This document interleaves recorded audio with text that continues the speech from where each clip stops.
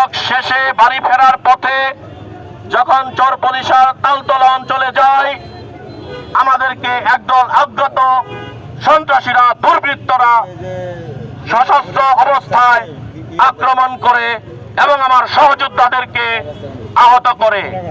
তারা মারাত্মকভাবে আক্রান্ত হয়ে জামালপুর জেনারেল হসপিটালে ভর্তি আছে।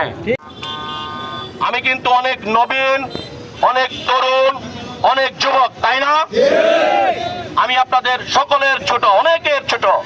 এখানে যারা মুরব্বী রয়েছেন, বয়োজ্যেষ্ঠ রয়েছেন, আমি আমার সকল মুরব্বীদেরকে, বয়োজ্যেষ্ঠদেরকে আমার গার্জিয়ান মেনে যাচ্ছি, মুরব্বী মেনে যাচ্ছি। আপনারা আমার যদি কোনো কথায়, কর্মে, আচরণে কষ্ট পান, আমাকে সংশোধন করবেন, পরামর্শ দিবেন, আমাকে শাসন করবেন, আমাকে ধমক দিবেন, পারবেন না ইনশাআল্লাহ? একইভাবে আমি আপনাদের কাছে একটি দাবিও জানাতে চাই। আপনারা যদি আপনার ভাইকে, সন্তানকে, ভাতিজাকে, নাতিনকে শাসন করেন, পরক্ষণেই কি আপনাদের মায়া হয় না, মমতা হয় না, ভালোবাসা তৈরি হয় না? আমি আপনাদের সন্তান হিসাবে, নাতিন হিসাবে, ভাই হিসাবে, বন্ধু হিসাবে আপনাদের কাছে সেই ভালোবাসাও দাবি করে যাচ্ছি। আপনারা কি আমার পাশে থাকবেন না ইনশাআল্লাহ? বাংলাদেশের ইতিহাস, তরুণদের ইতিহাস, 1952 সালের ভাষা আন্দোলন, 1956 সালের শাসনতন্ত্র আন্দোলন থাকবে না, নারায়ণগঞ্জ মাদারগঞ্জে কোনো কালোবাজারি থাকবে না। আমি একটি মানবিক ন্যায় সমাজ প্রতিষ্ঠার জন্য কাজ করে যাব ইনশাআল্লাহ।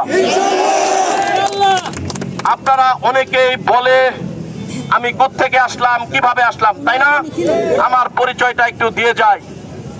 আমি আব্দুর রব সিদ্দিকী, সুরুজ বিএনপির ভাতিজা। সুরুজ বিএনপি, যার নামের শেষে বিএনপি শব্দটি যোগ হয়েছে, তাই না? আমাদের দলের প্রতিষ্ঠাতা চেয়ারম্যান খাল খননের অংশ হিসেবে আমাদের এলাকায় এসেছিলেন। ওনার হাত ধরে আমার যেটা সুরুজ বিএনপি প্রথম বিএনপিতে জয়েন করে। উনি জাগদল থেকে করে আসা মানুষ। উনি দীর্ঘদিন আমার ইউনিয়ন বিএনপির যুবদলের সেক্রেটারি ছিলেন, ইউনিয়ন বিএনপির সভাপতির দায়িত্ব পালন করেছেন, উপজেলা বিএনপির সহসভাপতির দায়িত্ব পালন করেছেন, বর্তমান উপজেলা বিএনপিতে উপদেষ্টা হিসেবে আছেন, তাই না?